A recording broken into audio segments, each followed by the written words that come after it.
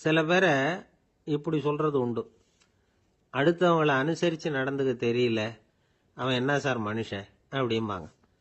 சக மனிதர்களோட எப்படி பழகிறது அப்படின்னு தெரியாததுனாலேயே பல பேர் இன்னைக்கு சங்கடப்பட்டுக்கிட்டு இருக்கிறாங்க. வசதி வாய்ப்பெல்லாம் சரியா இருக்கும், ஆனால் வாழ்க்கை சரியா இருக்காது. இன்னொருத்தர்கிட்ட எப்படி பேசுறது பழகிறதுங்கிறது தெரியாததுனால தான் இந்த அவஸ்தை. சரி, இந்த அவஸ்தை இல்லாமல் வாழறது எப்படி? இதுக்கு அனுபவசாலிகள் சில வழிமுறைகளை சொல்றாங்க. அதெல்லாம் என்னென்னங்கிறத இப்போ தெரிஞ்சுக்குவோம். முதல்ல நம்ம நாக்கு நம்ம கண்ட்ரோலில் இருக்கணும். வார்த்தைகளை கொட்டிவிட்டு அதுக்கப்புறம் அள்ள முடியாமல் கடந்து கஷ்டப்படக்கூடாது. எப்படி பேசுகிறோங்கிறதும் முக்கியம், பேசுகிறப்ப எப்படி முகத்தை வச்சிருக்கிறோங்கிறதும் முக்கியம். அன்பாக பேசினாலும் நல்லா இருக்கும், அப்படி பேசுகிறப்ப ஆதரவாக அவர் தோள் மேலே ஒரு கையை போட்டுக்கிட்டு பேசினா இன்னமும் நல்லா இருக்கும். ரெண்டாவது விஷயம், இன்னொருத்தர்கிட்ட பேசுகிறப்ப வாக்குறுதிகளை அள்ளி வீசக்கூடாது. கொடுக்குற வாக்குறுதி குறைச்சலாக இருக்கணும். அப்படி கொடுத்த வாக்குறுதியை கண்டிப்பாக நிறைவேற்றணும். நாம் ஒருத்தரை பாராட்டுறோம் அல்லது அவரை பற்றி அபிப்பிராயம் சொல்கிறோம்னா அது ஆக்கப்பூர்வமாக இருக்கணும். நம்ம பாராட்டு அல்லது விமர்சனம் அடுத்தவருடைய முன்னேற்றத்துக்கு உதவுறது மாதிரி இருக்கணும். நாம் சொல்கிறத கேட்டுட்டு அவன் தலையில் கையை வச்சுட்டு உட்காந்துடக்கூடாது. எப்பவும் உற்சாகமாக இருக்கணும், முகம் மலர்ச்சியாக இருக்கணும். மனுஷன் இருந்தால் வருத்தம், கவலை, ஏமாற்றம் எல்லாம் இருக்க தான் செய்யும். அதெல்லாம் மனசில் இருக்கட்டும். அந்த வருத்தமும் கவலையும் ஏமாற்றமும் சேர்ந்துக்கிட்டு நம்ம முகத்தில் இருக்கிற மலர்ச்சியை மூடி மறைக்கிறதுக்கு நாம் இடம் கொடுத்துடக்கூடாது. எந்த விஷயத்தை பற்றி யாருக்கிட்ட பேசினாலும் வெளிப்படையாக பேசணும், திறந்த மனசோட பேசணும். மூடி மறைச்சி முன்னு மூழ்கிக்கிட்டு இருக்கக்கூடாது. இன்னொருத்தர்கிட்ட பேசுகிறப்போ விவாதம் பண்ணுங்க, அது தப்பு இல்லை, ஆனால் வாதாடிக்கிட்டு இருக்கக்கூடாது. அதாவது என்ன சொல்கிறாங்கன்னா, டிஸ்கஸ் பண்ணலாம், ஆர்கியூ பண்ணக்கூடாதான். நம்மக்கிட்ட இருக்கிற நல்ல குணங்களை நாம் எடுத்து சொல்லிகிட்டு இருக்கக்கூடாது. அந்த நல்ல குணங்களே நம்மளை பற்றி எடுத்து சொல்லணும், அது மாதிரி நடந்துக்கணும். அதே மாதிரி அடுத்தவங்க கிட்ட உள்ள கெட்ட குணங்களை பற்றி அவசியம் இல்லாமல் நாம் பேச வேண்டியதில்லை. உங்களை பற்றி யாராவது தப்பாக பேசுகிறாங்களா, அப்படி அவங்க பேசுகிறதுல உண்மை இல்லையா அப்படின்னா அதை நீங்கள் பொருட்படுத்த வேண்டியதில்லை, விட்டுடலாம். அது தானாக போயிடும். ஒரு 4-5 பேரோட பேசிக்கிட்டு இருந்தீங்கன்னா எல்லாருக்கும் முக்கியத்துவம் கொடுங்க, யாரையும் அலட்சியப்படுத்தாதீங்க. தமாஷா பேசலாம், ஆனால் அவங்க தமாஷ் அடுத்தவங்களை கேலி பண்ணுறதா இருக்கக்கூடாது. நமக்கு கிடைக்க வேண்டியது கிடைக்கலையே அப்படிங்கிற தவிப்பு நம்மகிட்ட இருக்கக்கூடாது, அது தேவையில்லை. உங்கள் செயல்பாடுகள் தெளிவாக இருக்கட்டும், பாராட்டு தானாக அவங்கள தேடிட்டு வரும். இன்னொரு மனுஷனுடைய மனசில் கௌரவமான ஒரு இடத்த பிடிக்கணும்னா நாம் இந்த குணத்தையெல்லாம் நம்மகிட்ட வளர்த்துக்கணும். இதெல்லாம் அனுபவசாலிகள் சொல்லியிருக்கிற குறிப்புகள். இந்த குறிப்புகளை சரியாக புரிஞ்சுக்கணும், அது முக்கியம். தப்பாக புரிஞ்சுக்கிட்டா என்ன ஆகும் தெரியுமா? இதை கேளுங்க. ஒருத்தர் வந்தார், சார் அடுத்தவங்க தோள் மேலே கையை போட்டுக்கிட்டு அன்பாக பேசணும்னு சொன்னீங்க, அப்படி தான் பேசினேன்.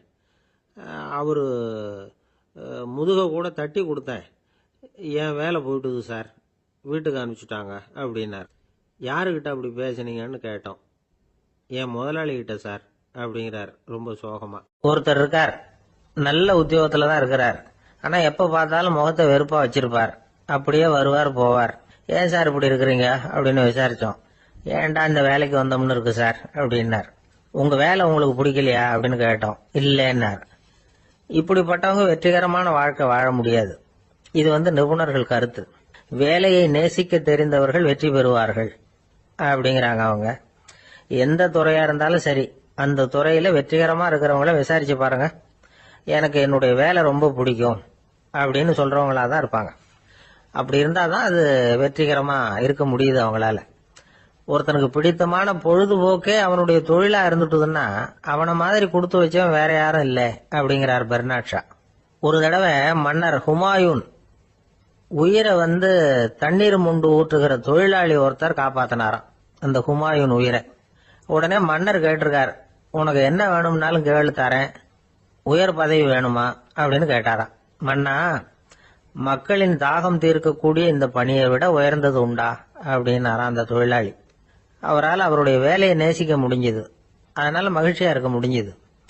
நாமெல்லாம் அப்படி இல்லை, வேலை கிடைக்கிற வரைக்கும் கிடைச்சா போதும் அப்படின்னு இருக்கோம். கிடைச்சதுக்கு அப்புறம் ஏன்டா அந்த வேலைக்கு வந்தோம்னு ரொம்பவும் அழுத்துக்குவோம். சரி, நாம இருக்கிற இடத்துல நாம வெற்றிகரமா இருக்க வழி உண்டா அப்படின்னா உண்டுன்னு சொல்றாங்க. அதாவது மன இயல் நிபுணர்கள் இருக்கிறாங்க இல்லையா, அவங்க அதுக்கு முக்கியமா 6 வழிகள் சொல்றாங்க. நீங்க ஒரு அலுவலகத்துல வேலை பார்க்கிறவரா அப்படின்னா இதை கேளுங்க. அதாவது உங்க மேல் அதிகாரி எதிர்பார்ப்புக்கு தகுந்த மாதிரி உங்க வேலை இருக்குதா, அப்படி இல்லைன்னா முதல்ல உங்க வேலையின் தரம் உயரணும்.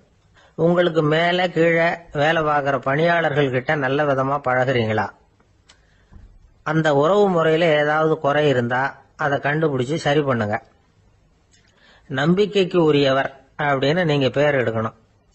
நீங்க எடுக்கிற முடிவு நல்ல முடிவா தான் இருக்கும் அப்படின்னு அடுத்தவங்க சொல்லணும். உங்க தோற்றத்துக்கு முக்கியத்துவம் கொடுங்க. இது மனம் உடல் ரெண்டும் சம்பந்தப்பட்டது. அதனால மனசையும் ஆரோக்கியமா வச்சிருக்கணும், உடம்பையும் ஆரோக்கியமா வச்சிருக்கணும். உங்களுடைய நிர்வாகம் செயல்படுற விதத்தை நல்லா புரிஞ்சு வச்சுக்கணும். உங்களுடைய நிர்வாகம் இப்போ ஒரு காரியம் செய்யுதுன்னு வச்சுங்க, ஏன் அப்படி செய்யுது, எதுக்காக அப்படி செய்யுது, அதனுடைய குறிக்கோள் என்ன, அது நீடிக்கிறதுக்கு காரணம் என்ன, இதெல்லாம் தெரிஞ்சுக்கணும். சிரிப்புக்கு வஞ்சகம் பண்ணக்கூடாது. நல்லா சிரிக்கணும், அப்பதான் அது திரும்ப கிடைக்கும். கடந்த கால தோல்வியை பத்தி கவலைப்படக்கூடாது. முதலாளி விருப்பம் தெரிஞ்சு நடந்துக்கிறது நல்லதுதான். அதுக்காக காக்கா பிடிக்கணுங்கிற அவசியம் இல்லை. உங்களுக்கு ஒரு பொறுப்பான வேலை கிடைக்குது, உடனே சத்தம் குழப்பம் அப்படின்னு சூழ்நிலையை இறுக்கமா ஆக்கிடக்கூடாது. எந்த சூழலையும் இயல்பா கையாளக்கூடியவர் அப்படிங்கறத காட்டணும். இதெல்லாம் உங்கள் துறையில நீங்கள் வெற்றி பெற நிபுணர்கள் சொல்ற யோசனைகள். இவ்வளவு விவரமும் சொல்லிவிட்டு ஒருத்தரை பார்த்து கேட்டோம், இப்ப சொல்லுங்க, நீங்க செய்யற வேலை உங்களுக்கு பிடிச்சிருக்குதா அப்படின்னா. ரொம்ப ரொம்ப பிடிச்சிருக்குது அப்படின்னார். சரி, என்ன செஞ்சிட்டு இருக்கிறீங்க அப்படின்னு கேட்டோம். சும்மா தான் இருக்கிறேன் அப்படின்னார் அவர். இந்த உலகமே ஒரு நாடக மேடை, நாம எல்லாரும் நடிகர்கள். இது ஞானிகள் சொல்றது. இது ஒரு பக்கம் இருக்கட்டும். இந்த உலகத்துக்குள்ள எத்தனையோ நாடக மேடைகள், எத்தனையோ நடிகர்கள், எத்தனையோ நாடகங்கள், இதெல்லாம் எப்படி ஆரம்பமாச்சு, அதுதான் இன்னைக்கு தகவல். அதாவது ஆதி மனிதன் பேச ஆரம்பிக்கிறதுக்கு முன்னாடி சைகையாலேயே எல்லாத்தையும் சொல்லிட்டு இருந்தான். அதனால அப்பவே நடிப்பு ஆரம்பமாயிட்டுது. முதல்ல ஒரு வேட்டையத்தான் அவன் நடிச்சு காட்டியிருப்பான். இவன் எப்படி போனான், எதிரில் மிருகம் எப்படி வந்தது, அதோட எப்படி சண்டை போட்டான், எப்படி அடிச்சு கொண்டுகிட்டு வந்தான், இதை அப்படியே மற்றவங்களுக்கு நடிச்சு காட்டியிருப்பான். ஏன்னா மொழி கிடையாது. இந்த காலத்துல எல்லாம் நாடகங்களில் நடிக்கிறவங்கள நடிகர்கள்ங்கிறோம். ஒரு காலத்தில் இவங்களுக்கு என்ன பேர் தெரியுமா? திஸ்பியர்கள் அப்படின்னு பேரான். இதுக்கு காரணம் உண்டு. அதாவது 2000 வருஷத்துக்கு முன்னாடி கிரீஸ் நாட்டில் திசிபியஸ் அப்படின்னு ஒரு ஆள் இருந்தான். அவன் ஒரு பெரிய நாடக கலைஞன். அவன் சில இளைஞர்களை சேர்த்துக்கிட்டான், பயிற்சி கொடுத்தான், நாடக குழுவை உருவாக்கினான். நடிகர்களையும் நாடகத்துக்கு தேவையான பொருள்களையும் ஏற்றிக்கிட்டு போகிறதுக்கு ஒரு வண்டியையும் தயார் பண்ணான். அந்த வண்டியிலேயே அவன் கிரேக்க நாடு பூராவும் சுற்றினான். ஊர் ஊராக நாடகம் போட்டான். ஒரு ஊருக்கு போனதும் அங்கே நாடகம் நடத்த தியேட்டர் இருக்கா அப்படிங்கலாம் பார்க்கறது இல்லை அவன். ஏன்னா அப்போலாம் தியேட்டர்னா என்னென்னு தெரியாது. நாடகம்னா அது ஒரு மூடிய கொட்டைக்குள்ளே தான் நடத்தணுங்கிறது அப்போ யாருக்குமே தோணலை. இந்த வண்டி போகும், அதுவே ஒரு பகுதி அப்படியே ஒரு மேடை மாதிரி விரிச்சிக்கும். அதில் ஏறி நின்றுக்கிட்டு நாடகத்தை நடித்து காட்டுவாங்களாம். மக்கள்லாம் எதிரில் தரையில் உட்காந்து அதை பார்த்துக்கிட்டு இருக்கிறது. உலகத்தின் முதல் நடமாடும் தியேட்டர் இதுதானா. இந்த திசிபியஸ் தான் முதலாக உலகத்தில் நாடகம்ங்கிற பொழுதுபோக்கை நடத்தி காட்டினவன் அப்படின்னு சொல்கிறாங்க. அவன் சொந்தமாக நாடகம் எழுதுனான், நடித்தான், நாடகத்தை இயக்கினான். அதனால தான் அவனை first man of the theatre அப்படின்னு சொல்லுவாங்க. அவன் தான் நாடக மேடையின் முன்னோடி. கிரேக்கர் காலத்திலேயே நாடக ஆசிரியர்கள், நடிகர்கள், ரசிகர்கள் இவங்கெல்லாம் உருவாயிட்டாங்களாம். நாடகத்தின் சரித்திரத்தில் இந்த 3 பிரிவும் ரொம்ப முக்கியம். அதாவது கிரேக்க தியேட்டர்கள்லாம் திறந்த வெளி மேடைகள் தான். பெரும்பாலும் மலைச்சரிவுகள், அதுவே படிப்படியாக பண்ணியிருப்பாங்க. கீழே அரைவட்ட வடிவில் மேடை, அதுக்கு ஆர்கெஸ்ட்ரான்னு பேர். பிற்காலத்தில் இதில் உட்காந்து இசைக்குழுவினர் வாய்ச்சதுனால இசைக்குழுவுக்கே ஆர்கெஸ்ட்ராங்கிற பேர் வந்துட்டுது. இப்போ கிரேக்க தியேட்டர்களில் ஒன்று, அதோட காலம் கிமு 340. அதை இன்னமும் பாதுகாத்து வச்சிருக்கிறாங்களாம். எபிடாரஸ் அப்படிங்கிற இடத்துல அது இருக்குதான். இன்னமும் அந்த தியேட்டரை பயன்படுத்திக்கிட்டு வர்றாங்களாம். சிறந்த கிரேக்க நாடகங்கள்லாம் அங்கே நடிக்கிறாங்களாம். ஆரம்ப காலத்திலேயே கட்டணம் கிடையாது. அப்புறம் பின்னாடி தான் நுழைவு கட்டணம்லாம் அப்படியே வந்துட்டு தான். நடிகர்கள் பளபளப்பான ஆடைகள் உடுத்தியிருப்பாங்களாம். இந்த குதிகால் உயர்ந்த காலணிகள் போட்டிருப்பாங்களாம். இதெல்லாம் பழைய குறிப்புகள். பலவிதமான உருவங்களில் மாஸ்க் அப்படின்னு சொல்லப்படுற முகமூடி. அதனால ஒரே நடிகர் பல வேடங்களில் நடிக்கிறது உண்டான். ஆரம்பத்தில் பெண் நடிகர்கள் கிடையாது, எல்லாம் ஆண் நடிகர்கள் தான். ரோமானியர்கள் தான் முதல் நிரந்தர நாடக மேடையை கட்டினவங்க. அதுதான் முதல் தியேட்டர். கிமு 1048 காலகட்டத்தில் பாம்பிங்கிற நகரத்தில் அதை கட்டியிருக்கிறாங்களாம். கிரேக்க ரோமானிய தியேட்டர்களின் அடிப்படையிலேயே இந்த இத்தாலிய வடிவ அமைப்பாளர்கள் இந்த குதிரை லாட வடிவில் ஒரு ஆடிட்டோரியத்தை உருவாக்கினாங்களாம். இப்படி அதை பற்றி நிறைய தகவல் இருக்குது. 1576 லண்டனில் இந்த வின்ஸ்பர்ரி, அப்புறம் இந்த பில்ட்ஸில், அப்புறம் ஜேம்ஸ் இப்படிங்கிற ஒரு முயற்சியால் தான் இங்கிலாந்தில் முதல் தியேட்டர் உருவாச்சான். அப்படி ஒருத்தர் இருந்தாராம். உலக நாடக மேடையின் வரலாறு இதுதான். அதாவது இப்பெல்லாம் அறிவியல் வளர்ச்சி அதிகமாயிட்டுது, திரைப்படம் தொலைக்காட்சி எல்லாம் வந்தாச்சு. ஒவ்வொரு வீடுமே ஒரு குட்டி தியேட்டர் மாதிரி ஆயிட்டுது. தொலைக்காட்சி முன்னாடி உட்காந்து எழுந்திருக்கவே மனசு வர்றதில்லை. ஒரு அம்மா ஒரு மனோதத்துவ டாக்டரை தேடிட்டு வந்தாங்களாம் இந்த காலத்தில். டாக்டர், எங்கள் வீட்டுக்காரர் எப்போ பார்த்தாலும் டிவி முன்னாடி உட்காந்துக்கிட்டு அதையே வெறிச்சு பார்த்துக்கிட்டு இருக்கிறார், உத்து பார்த்துக்கிட்டு இருக்கார், எனக்கு சந்தேகமாக இருக்குன்னாங்களாம். இது மனக்கோளாறு இல்லைங்க, ஆர்வ கோளாறு, அவ்வளவுதான், இதுக்காக பயப்படாதீங்கன்னாராம் டாக்டர். அப்படி இல்லை டாக்டர், டிவி ஓடும் பொழுது நாம் எல்லாம் அதை பார்க்குறோம் சரி, ஆனால் அவர் அப்படி இல்லை, டிவியை நிறுத்தினதுக்கு அப்புறமும் அதையே உத்து பார்த்துக்கிட்டு உட்காந்துருக்கிறார், அதனால தான் சந்தேகப்பட்டு உங்ககிட்ட வந்தேன் அப்படின்னாங்களாம். அள்ள அள்ள குறையாதது அட்சய பாத்திரம், அது நமக்கு தெரியும், கேள்விப்பட்டிருக்கிறோம். ஆனால் போட போட நிரம்பாத ஒரு பாத்திரம் உண்டு. அது என்ன தெரியுமா? நம்மள பல பேர்கிட்ட அந்த பாத்திரம் உண்டு. அதுதான் பேராசை அப்படிங்கிற பாத்திரம். அதை நிறைவு செய்யவே முடியாது.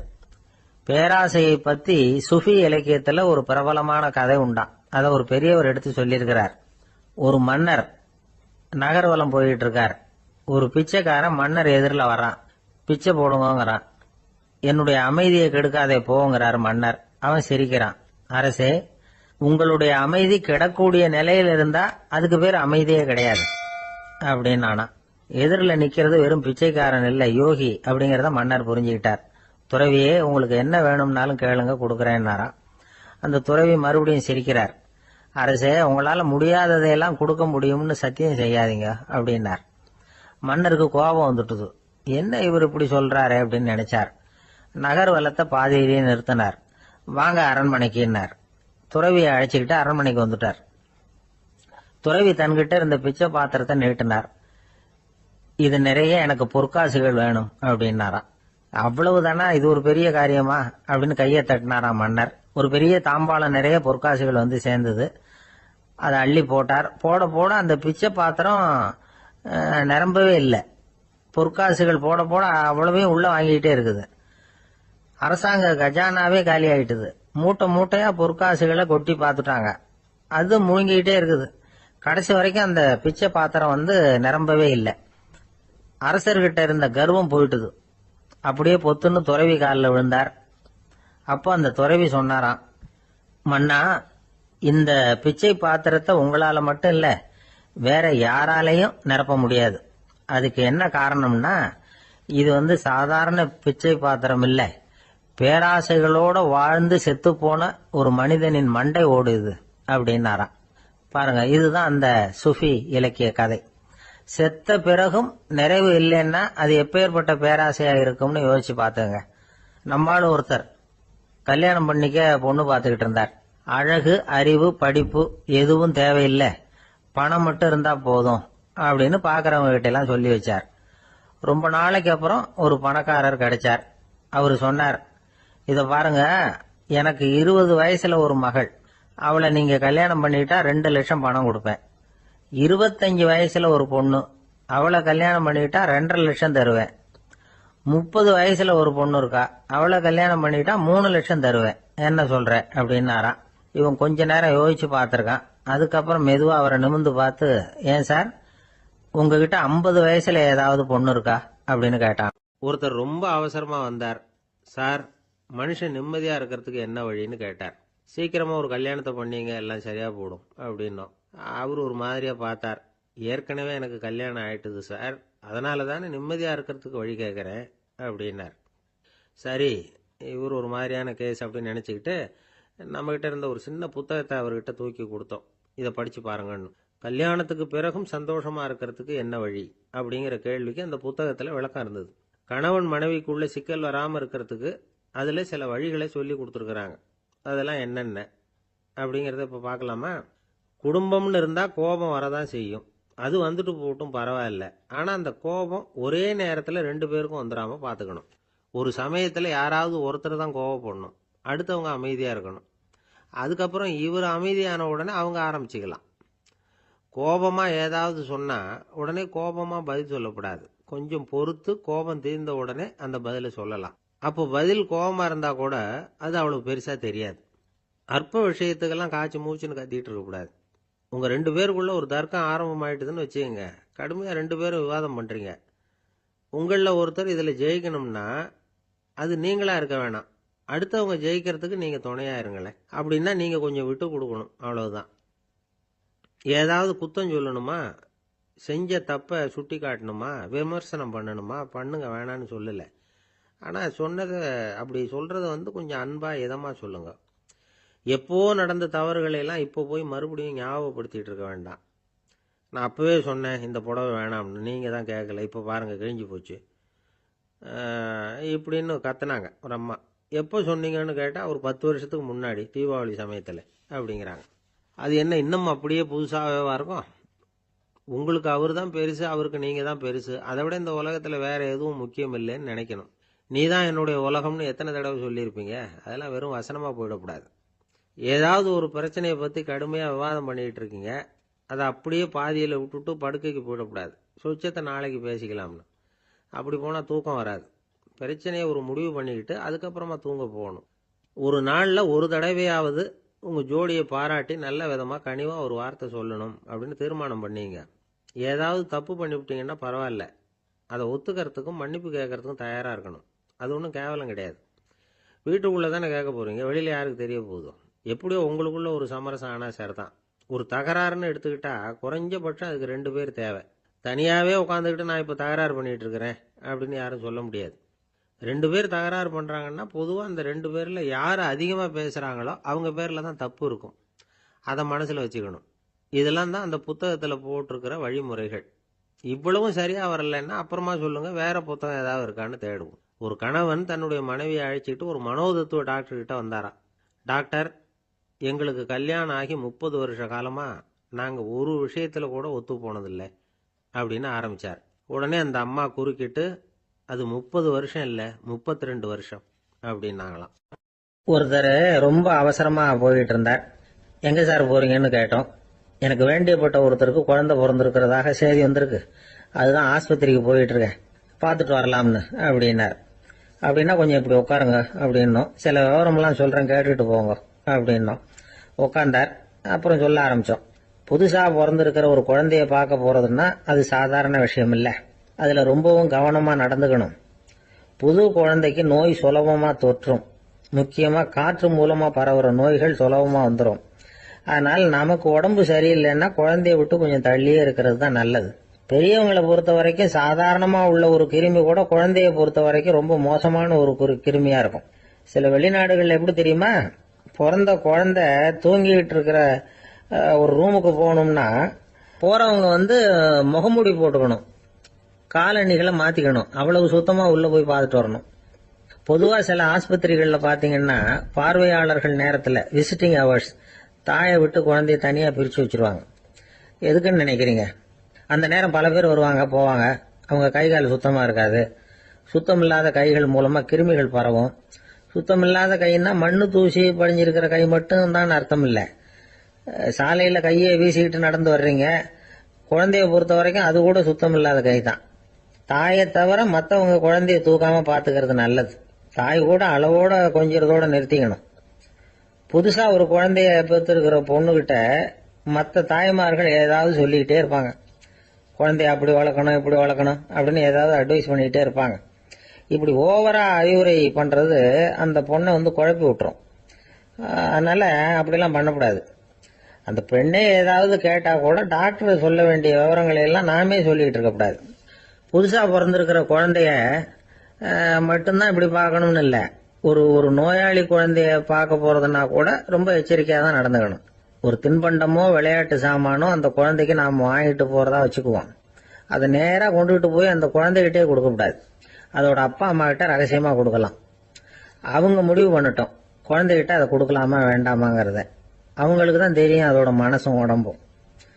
உங்கள் அக்கறையை காட்டுறதா நினச்சிக்கிட்டு குழந்தை வாயில் எதையும் கொண்டுட்டு போய் போடாதீங்க. போகிறப்போ உங்கள் வீட்டு குழந்தையும் அழைச்சிட்டு போகாதீங்க. இது நோயை வாங்கிட்டு வந்துடும், அல்லது புதுசாக ஒரு நோயை அதுகிட்ட கொடுத்துட்டு வந்துடும். என்னதான் உங்களுக்கு பழக்கமான குழந்தையா இருந்தால் கூட அதுக்கு விருப்பம் இல்லைன்னா பேசக்கூடாது.